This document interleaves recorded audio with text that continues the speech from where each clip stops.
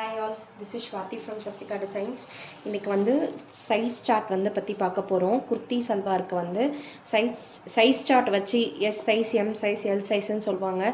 So அந்த size மட்டும் கேட்டுக்கிட்டு அவங்களுக்கு ஏற்ற ட்ரெஸ் டிசைன் வந்து எப்படி கஸ்டமைஸ் பண்ணி கொடுக்குறோன்றது தான் இந்த வீடியோவில் பார்க்க போகிறோம்.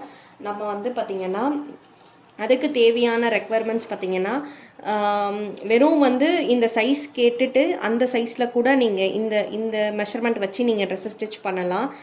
அதர்வைஸ் நீங்கள் வந்து என்ன பண்ணணுன்னா அவங்களோட ஸ்பெசிஃபிக்கான மெஷர்மெண்ட் மட்டும் கேட்டுட்டு இதர் வந்து செஸ்ட் ரவுண்டு, வேஸ்ட் ரவுண்டு இதெல்லாம் செக் பண்ணிவிட்டு அந்த மெஷர்மெண்ட் எந்த சைஸில் வருதுன்னு பார்த்துட்டு அந்த சைஸில் ஸ்டிச் பண்ணி கொடுத்தீங்கனாலும் உங்களுக்கு பர்ஃபெக்டாக குர்த்தி சல்வார் எந்த ஒரு மிஸ்டேக்கும் இல்லாமல் பண்ணி கொடுக்கலாம். இப்போ பார்த்தீங்கன்னா ஷோல்டர், செஸ்ட் ரவுண்ட், இது பேர் waist round, hip round, waist length, arm hole, sleeve length, sleeve round, front neck depth, back neck depth இந்த மெஷர்மெண்ட் மட்டுமே போதும் ஒரு குர்த்தி சல்வார் ஸ்டிச் பண்ணுறதுக்கு.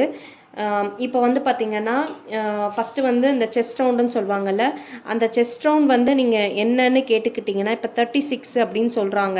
ஆனால் அவங்களோட ஷோல்டர் வந்து 14.25 சொல்கிறாங்க. அப்படின்னா கூட அவங்களோட செஸ்ட் ரவுண்ட் மெஷர்மெண்ட் வச்சு தான் நீங்கள் வந்து அந்த ஹோல் மெஷர்மெண்ட்டையே எடுத்து ஸ்டிச் பண்ணணும். இது வந்து ஸ்டாண்டர்ட் சைஸ் மெஷர்மெண்ட். கண்டிப்பாக அது யூஸ்ஃபுல்லாக இருக்கும்னு நம்புகிறேன்.